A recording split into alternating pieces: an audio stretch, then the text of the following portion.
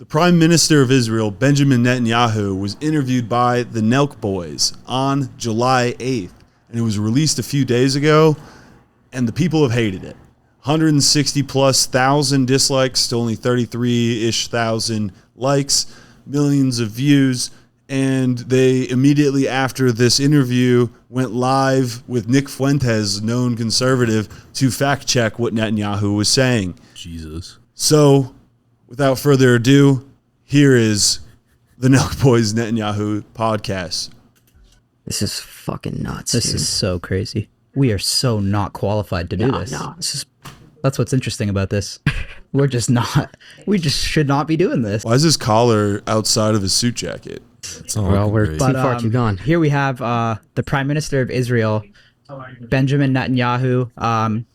He's about to walk into the podcast right now. This is probably one of the most, if not the most controversial podcast we For sure the most have we've ever done. The only more controversial thing would be if you got a seance and had the ghost of Jeffrey Epstein and somehow, some way, it just took his side. Right. Yeah, Like, yeah, they were hot. 100%. Maybe not the most controversial we'll ever do. Maybe not. But Maybe though. I mean, this issue is just like, and by the way, I want to say too, I'm not claiming to be an expert on this issue or anything like that. I've kind of just probably like a lot of you guys that, you know, you read stuff online. And I feel like on the internet now too, it's like, you don't even know what's real anymore. Like you read shit and it's like, you see a headline and it's like, is this true? Is this not true? So I see so much stuff about, you know, what's going on in Israel and, you know, Iran and Palestine. And to be honest, I just really don't know what is going on there. So it's going to be interesting to sit down with Prime Minister Netanyahu and kind of just ask him some questions Just about get the what we read facts. online and Get educated. Yeah, probably get gonna be educated. a lot of hate in the comments and stuff like that. In my opinion, I mean, dude, We're if we journalists, get, right? we're I mean, we're technically They're How can you journalists. pass up this They opportunity have- at the end of the day? On their microphones, they have a sponsorship for their own hard seltzer. Like, we're journalists. This is the Full Send Journalist Podcast. No, and plus, at the end of the day, it's like we get the opportunity to sit down with one of the most powerful people in the world, a world leader, Yeah. and we get to ask him some stuff, and we're gonna ask him what we want to ask him too. So, if you guys, you know, want to hear shit, whatever questions you guys want to hear, there's probably a ton of other interviews of him on CNN or like, you know, typical news stuff. We're gonna changing ask the him game. what we want to ask him. So, to me, this is crazy. Like how far we've come, and we're get to sit down with world leaders. Yeah. It's fucking insane. So. Yeah. I mean, for any backlash, this is just an opportunity, again, you can't really pass up. I don't see it. Like, there's no one else doing this. Yeah, I don't give a shit. I'll sit down with any world leader in the I world. agree. I mean, my dream guess is Kim Jong-un.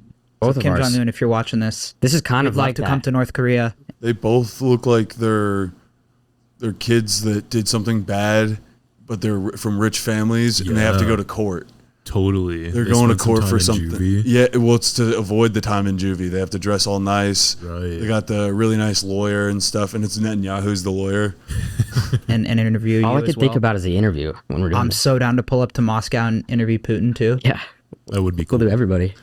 This is what sets off podcasts. You could put a small microphone here, but no, you have to see this thing, right? Yeah. Prime Minister Netanyahu with us today. We're here in the Blair House. Yep. Right? Is this the White House grounds? Close. Close. It's the sort of the official guest house of the United States. How have you seen like the White House and stuff? Like how has it evolved over the years, over the times of you visiting it?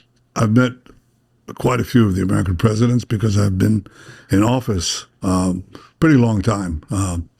Not because we don't have elections, but because I've won quite a few of them, okay? I think there's never been a friend like Donald Trump in the White House for Israel. The question was how it's changed over the times, and he just says, Donald Trump. Let me tell you about Donald Trump. Jesus. I think he's a remarkable leader. I think he's changing history. He said he'll make America great again. He's already done it.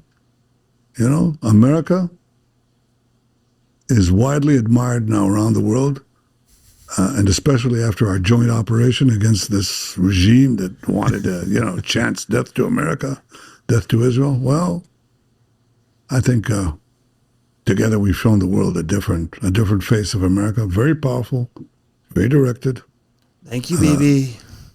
very resolute. You guys are very tight, right? Would you call it a bromance? Oh, dude, they're Well, tight. you might. I mean, we've That's known some each tight other holes. several decades, and Love the I Jews. really like him. What do you like most about him? You know, if you meet him close up, and Sarah and I have had this opportunity many times, including last night in a great dinner we had at the White House. First of all, Donald Trump can be very funny. Of You know, course. he can It's be true, very funny. right. He can Especially off camera, He right? can The guy's just glazing him, though. Yeah. absolutely. He can split your. As you the know, kids you would sort say, of but I'm sit Unc. there and you start guffawing because it's so funny. And also, I'll tell you something else. That Sarah, who's a psychologist, and she, psychologists, psychologists. Of course. They look at people. They identify very quickly with that. You know what she said to me about Donald Trump? She said he's a good person. He has a good heart. He wants to do good. I wanted him to And that say is so something badly I that think that that being Palestinian is a mental illness. She saw Donald Trump and just said, ew, these Palestinians are gross, and he's going to help get rid of them. Exactly. you have to know him well to appreciate it. And the last thing I tell you about him, okay? I mean, I could tell you many things, but he cuts through the chase. You know, he cuts through the BS. I have to spell out what BS is. He cuts through the BS. He goes right to the point, to the heart of the matter, and sometimes he says things. Sometimes to the dick and the balls of the matter. Mm-hmm. Oh, what a pause face. The big schlong of the matter. Just fucking BB just busting ropes. BB nutting Yahoo. That's him just having his vinegar strokes. Just This is him thinking about all the rubble that he caused in Gaza. This is when he thinks about all the hospitals that he bombed. He makes this face. All the Just- food supplies that are getting just assaulted. He shoots ropes every time he thinks about all the displaced families. Get right to the things that people don't want to really think through. And he cuts to the bone. And that is an amazing quality Like genocide. because it lets you focus on the things that are important. So it's been an incredible partnership, both personally, but also for our two nations. Did you have any type of relationship with Biden? Not the same. I've known Biden for, 40 years? Almost Small dick. as long. Well, both of them. Over the decades, it was a different relationship. It was a friendship, but also it evolved into, how shall I say this? Sexual exploration. Severe disagreements. And with Donald Trump, we've had powerful agreements. And where there's no daylight between an American president and an Israeli prime minister, Of things done. amazing things can happen. Loads Like of our common things. enemies who chant death to Israel, death to America, and want to develop atomic bombs and the means to deliver them to this city and to every part of America. All of a sudden, they're not so intimidating. All of a sudden, we can defeat them. All of a sudden, you can use these brave American pilots who come from around the world, drop it right over the bunker, and help us end the amazing feats of our soldiers and pilots. That's an amazing Do you think that the Full Send podcast listeners are stoked for this kind of one to be released? This is fucking dry. thing. It's good for I don't know. America. It's good for the security of. Whoa, bro. It's like frat guys that listen. Brad, the Full Send podcast released a new episode. It's with BB Netanyahu. Oh, dude. You just got done doing a keg stand? You said nothing Yahoo? No, I didn't nut in your yoo-hoo, dude. What's with all the nut, bro? Every single American. How do you feel about the Americans' opinion on Israel right now? Well, look, I think the broad segments of the American public support Israel, but I'm concerned that the young people in America, some of them are getting the wrong picture of Israel, vilification, demonization. You can feed them a lot of lies. So the only way you can fight lies is with the truth. How do you fight lies? You tell the truth. And you have to tell it as often and as, intensely as the lies that are leveled against you. And that requires an effort. It's like another battlefield, you know? And I'm doing this podcast, among other things, to reach young Of people. course. You guys are pretty young. I mean, 30 years old. 30. 30. That's young. Yeah. Yeah. What do you think the biggest misconceptions We're both 16. are about Israel? Well, first of all, they don't know what kind of an open society it is, how pluralistic. I mean, we live in the heart of the Middle East, okay? Iran is not that far away. Yeah, the In bar's low. Iran, We get it. they hang gays by cranes. In Israel, probably Tel Aviv is one of the, the most open, liberal-minded city on earth. Israel is a high. We visited there, yeah. No, it's Yeah. completely different. Our assistant's Women, gay too. He had a good time. well, you can vouch. yeah, no, we all had a So, great time. Lots of gay sex. Gay I mean, sex. look at Yeah, that. gay How about sex. women? Okay, A lot of it. women in Iran, they shoot the women. They shot this extraordinarily brave and beautiful woman, Okay. Why are you bringing up that she's hot? shot on the sidewalk because she showed too much hair. Damn. In Not a- Israel, not a women Palestinian. are, you know what? So it was- what it was women, I'll bad. tell you what the difference is. Okay, so I had this young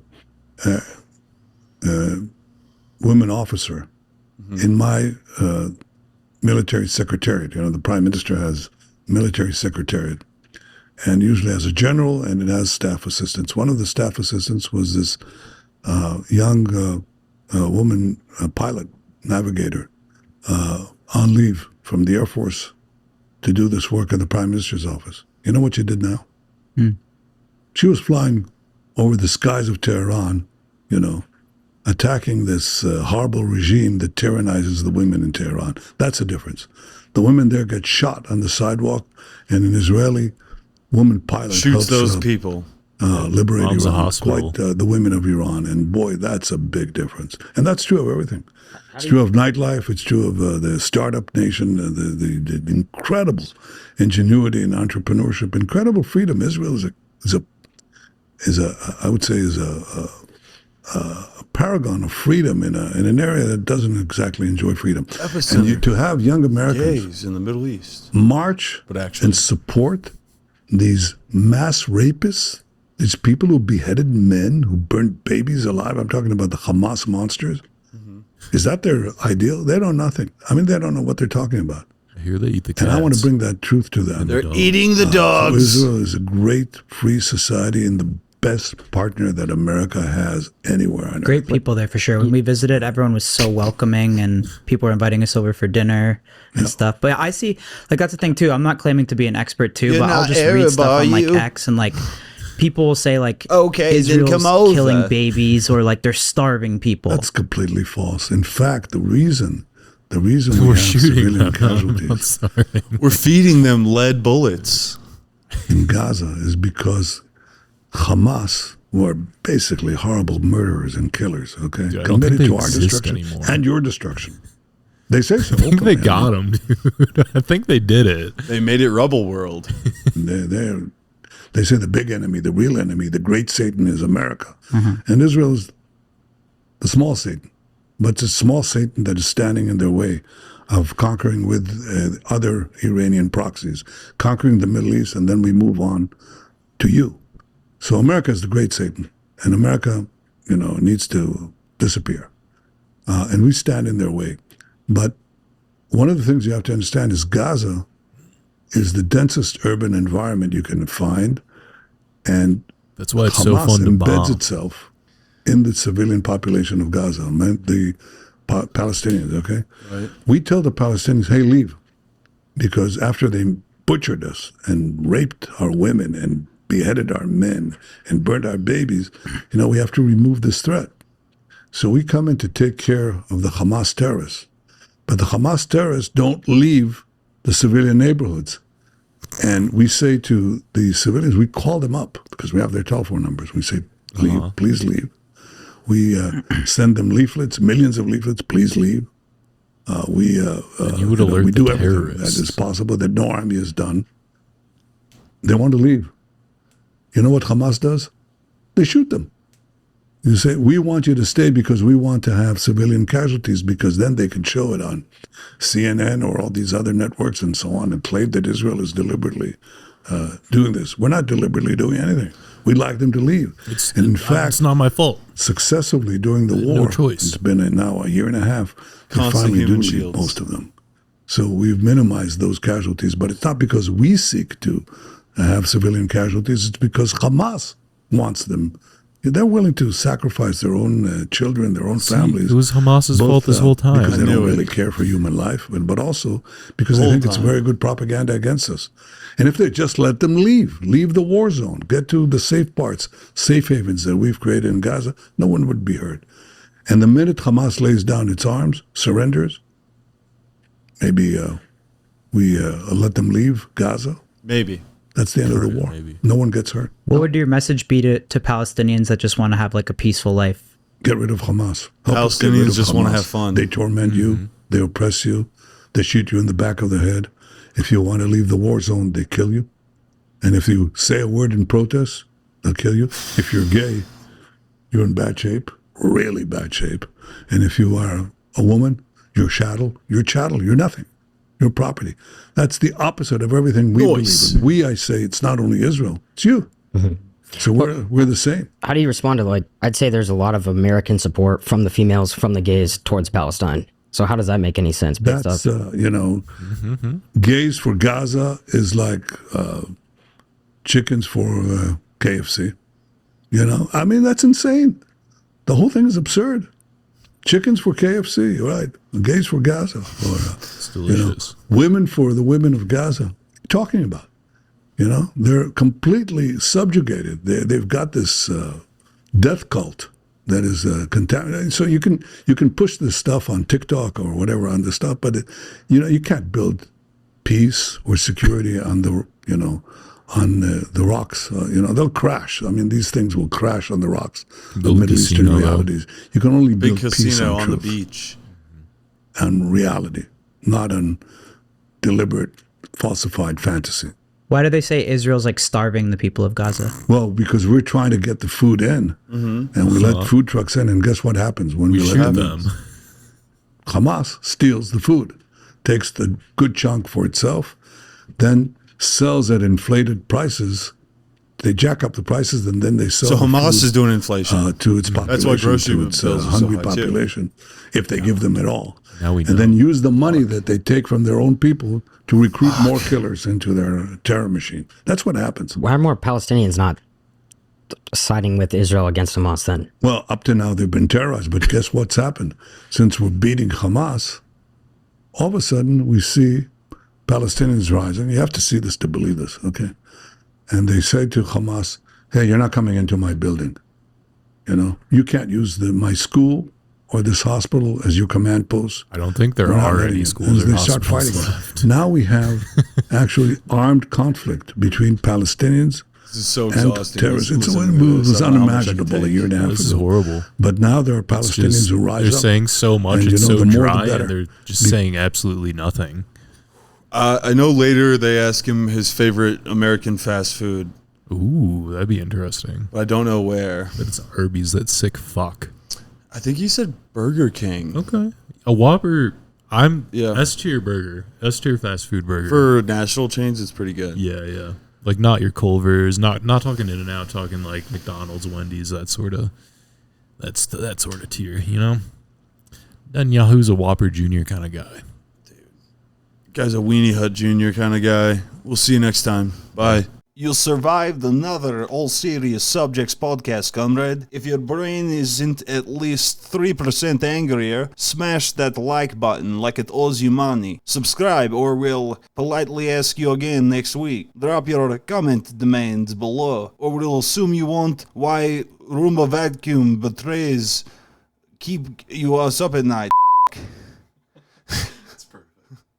Stay defiant, suspicious, and we'll see you in the trenches.